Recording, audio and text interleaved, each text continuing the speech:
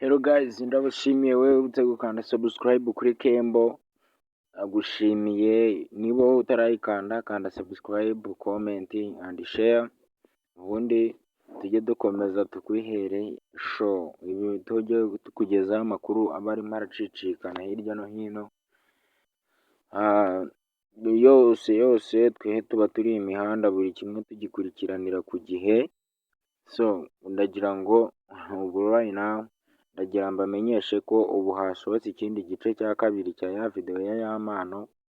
So yamaraga iminota 10, ubu noneho basohoye indi minota 16 niyo irimo iracicikana. Ndaje ndashyira namba zanjye muri description, uze kunyandikira nyiguhe yose ku buntu, kuko ntago ari njye n'ubundi wazikinye kandi ziba zageze hanze zose.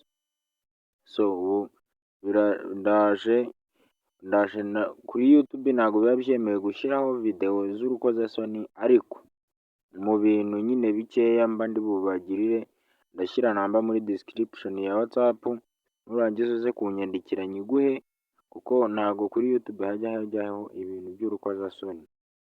So rata muri Yamano Kabishywa yaravuze kwa Emirene ngo inyuma hari ibikaze kurusha ibyo yari arimo.